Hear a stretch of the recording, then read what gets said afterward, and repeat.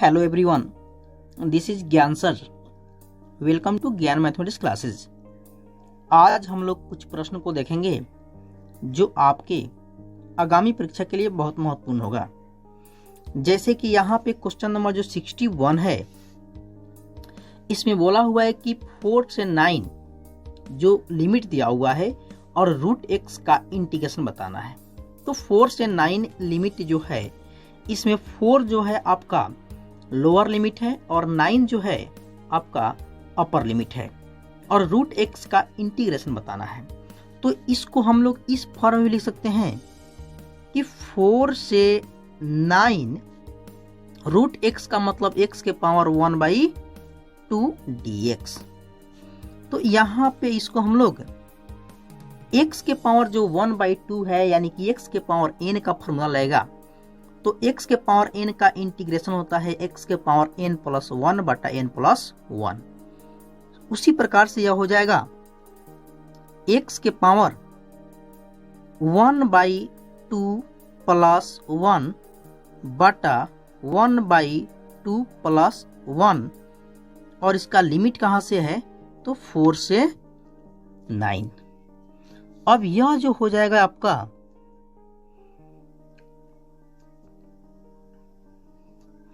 x के power 1/2 plus 1, जब बट्टा का जोड़ करेंगे तो 2 1 जा 2 1 3/2, तो 3/2 हो जाएगा। और बाटा में भी हो जाएगा आपका 3/2। और कहाँ से कहाँ रहेगा तो 4 से 9। उसके जस्ट बाद अब 3/2 है, बाहर निकल जाएगा 2/3 बन करके। तो 2/3 x के पावर हो गया आपका 3/2, और कहाँ से कहाँ तो 4 से 9। अब x के जगह पर एक बार रखेंगे 9 और माइनस में रखेंगे 4, यानी 2/3 9 के पावर 3/2 माइनस 4 के पावर 3/2। तो यह हो जाएगा यहाँ पे 2/3, और 9 को जो तोड़ेंगे तो 3 के पावर हो जाएगा 2 के पावर जो पहले से है 3/2, माइनस 4 को तोड़ेंगे तो 2 के पावर 2 के पावर में हो जाएगा 3/2। ठीक है, अब 2 से 2 कैंसिल और 2 से 2 कैंसिल हो जाएगा। तो यहां पे हो जाएगा आपका, देखिए यहां पर बगल में लिखते हैं 2/3, और यह 3 के पावर हो जाएगा 3, यानी कि 3 को 3 बार मल्टीप्लाई करेंगे तो हो जाएगा आपका 27, और माइनस 2 के पावर जो बचेगा 3, और 2 को 3 बार मल्टीप्लाई करेंगे तो हो जाएगा आपका 8। तो यह हो जाएगा 2/3 मल्टीप्लाई 27 से 8 गया 19 कुछ नहीं, मतलब 19। तो यह हो जाएगा आपका 19 में 2 से मल्टीप्लाई करें क्या हो जाएगा 38/3। तो ऑप्शन में 38/3 ऑप्शन नंबर ए आपका सही होगा। अब देखेंगे नेक्स्ट क्वेश्चन 62।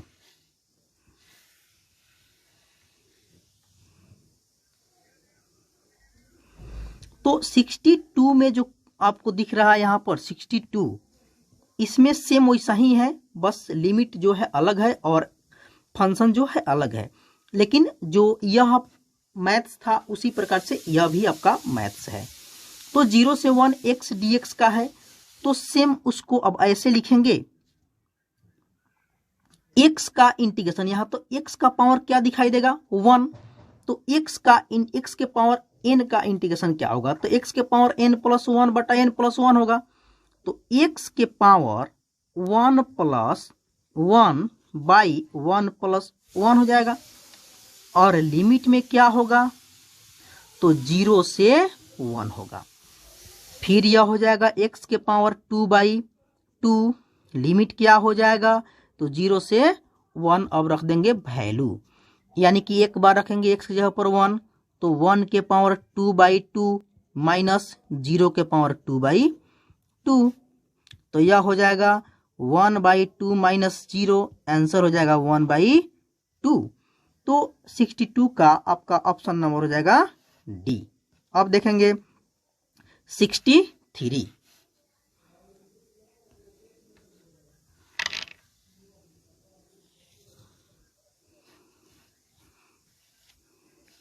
तो 63 नंबर देखेंगे यहाँ पे, a से b e के पावर x dx। तो e के पावर x का इंटीग्रेशन क्या होता है, तो e के पावर x होता है, और जो लिमिट है आपका वही रह जाएगा। तो लिमिट क्या होगा आपका, a से b। तो एक बार रखेंगे b, तो e के पावर b माइनस e के पावर a। तो e के पावर b माइनस e के power a option number A में है।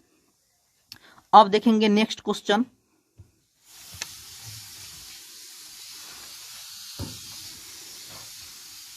नेक्स्ट क्वेश्चन आपका है 64। तो 64 देखिएगा, 64 में कहा है कि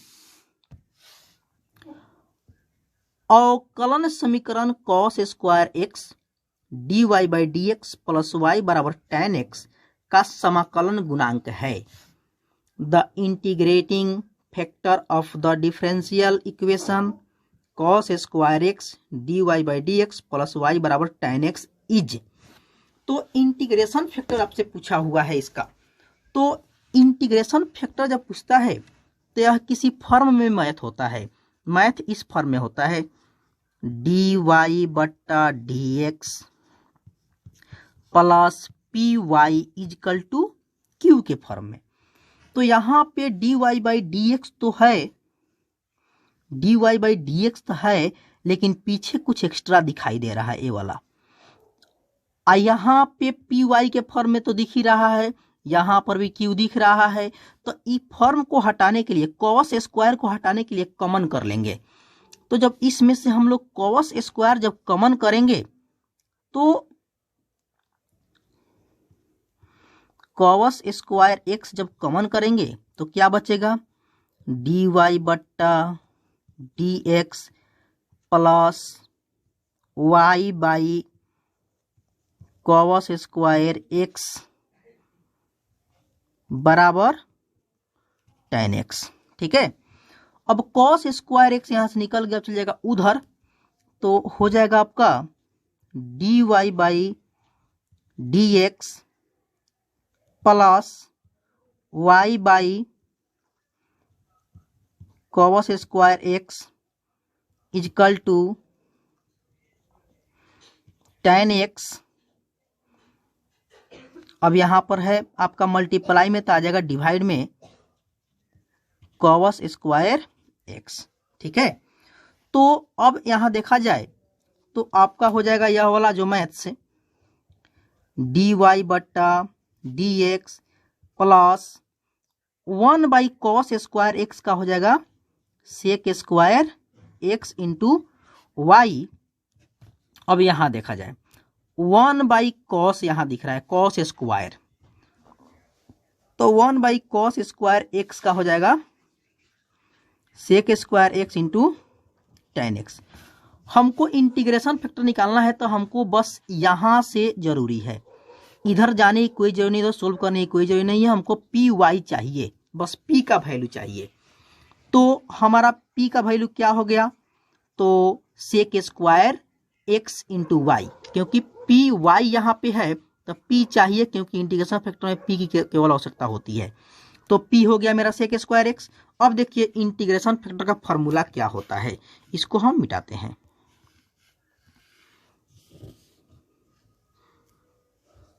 तो इंटीग्रेशन फैक्टर का फॉर्मूला हो जाएगा यहाँ पे, इंटीग्रेशन फैक्टर का जो फॉर्मूला होगा वह होगा e के power p dx।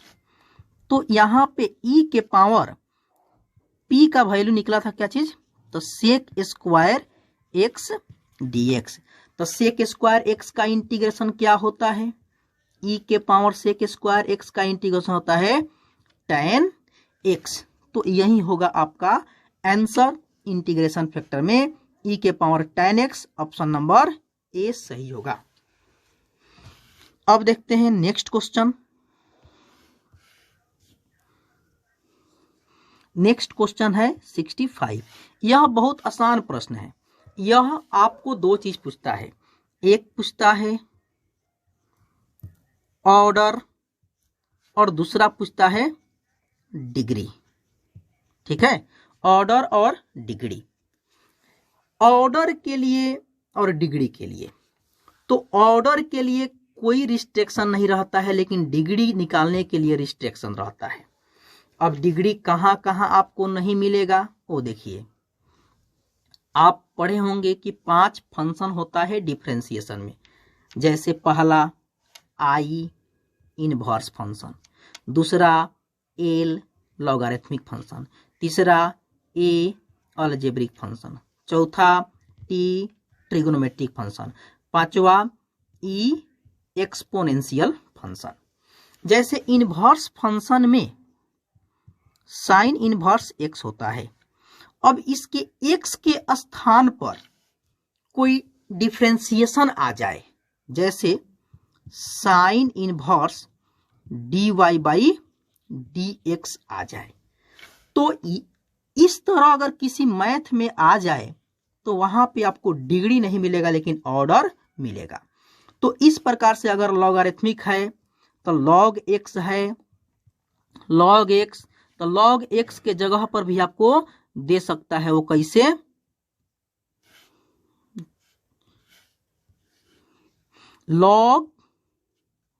Log x के जगह पर log Y dash, Y dash को भी dy बाई dx ही कहा जाता है, तो वाई डैश दे देगा।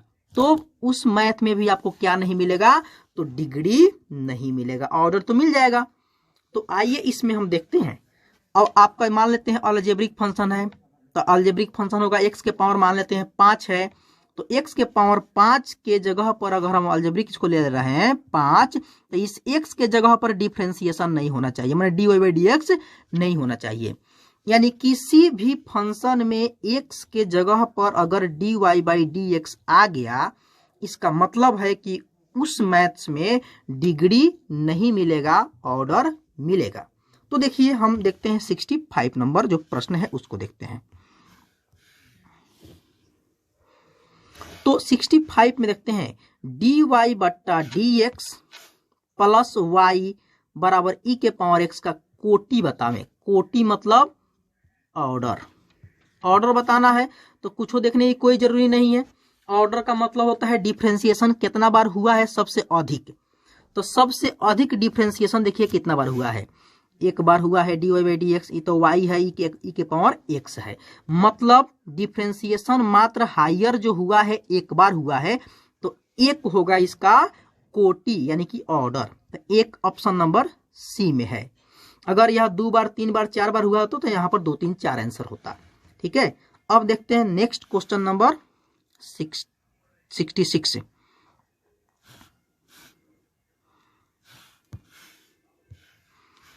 तो क्वेश्चन नंबर 66 देखिएगा, यहां पे बोला है कि अवकलन समीकरण dy बाई dx के पावर 4, यही है degree, 3y D square Y बटा dx स्क्वायर बराबर 0। एक बात ध्यान रखिएगा, आपको ऑर्डर तो कहीं मिल जाएगा, लेकिन हायर ऑर्डर होगा तभी उसमें डिग्री मिलेगा। हायर डिग्री में ऑर्डर नहीं मिलता है, हायर ऑर्डर में डिग्री मिलता है। तो पहले आप हायर ऑर्डर खोजिए। तो हायर ऑर्डर कौन है? ये तो dy बाई dx एक ही बार है, इसमें है 2 बार डिफरेंशिएशन हुआ है। तो आपसे ऑर्डर पूछ रहा है, इसमें घात पूछा है, नहीं घात पूछा है आपसे, डिग्री पूछा हुआ है। घात का क्या होगा आपका? तो डिग्री होगा। तो डिग्री पूछा हुआ है आपसे, तो हायर ऑर्डर पहले खोजिए आप। तो हायर ऑर्डर यहाँ पर 2 है, अब इसका पावर क्या है? तो 1 है, तो इसका डिग्री क्या होगा? 1 होगा, ऑप्शन नंबर बी। कितना लोग देख करके इसमें 4 मार देगा कि हायर डिग्री 4 है इसलिए 4 आंसर होगा, लेकिन ऐसा बात नहीं है। आपको जो हायर ऑर्डर होगा उसी में डिग्री मिलेगा, हायर ऑर्डर उसी में मिलेगा, ऑर्डर उसी में मिलेगा, डिग्री उसी में मिलेगा। तो ऑर्डर पूछेगा तो ऑर्डर, डिग्री पूछेगा तो डिग्री। तो यहाँ पर हायर ऑर्डर इसमें है, इसलिए इसका डिग्री कुछ नहीं है, तो हम लोग 1 मानते हैं, तो 1 होगा, ऑप्शन नंबर बी सही होगा। अब देखिए क्वेश्चन नंबर नेक्स्ट 67। तो 67 में सेम उसी प्रकार से है, अवकलन समीकरण दिया हुआ है, इसका घात बताना है, घात यानी कि डिग्री बताना है।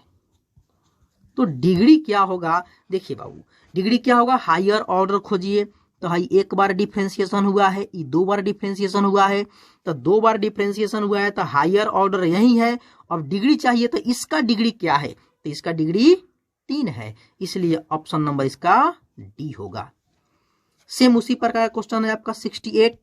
तो 68 को देखते हैं यहां पर, अवकलन समीकरण dy by D X plus 4y is equal to 2x की कोटि क्या होगी। यहां कुछ पूछ दिया आपसे, क्या चीज, कोटि यानी कि ऑर्डर। तो हायर खोजिए, हायर खोजिए क्या है ऑर्डर। तो एक बार डिफ्रेंसिएशन हुआ है, यहां पर नहीं हुआ है, यहां पर नहीं हुआ है, मतलब हायर ऑर्डर एक ही बार ना है, तो ऑप्शन नंबर बी आपका सही हो जाएगा। अब देखेंगे नेक्स्ट क्वेश्चन। नेक्स्ट क्वेश्चन है आपका 69। तो 69 में भी वही प्रश्न है, अवकलन समीकरण इतना का कोटि बतावें। कोटि मतलब ऑर्डर, तो ऑर्डर बताना है हम लोग को। ऑर्डर क्या होगा, हायर डिफरेंशिएशन खोजिए, 2 बार 3 बार 4 बार जो भी होगा आंसर होगा।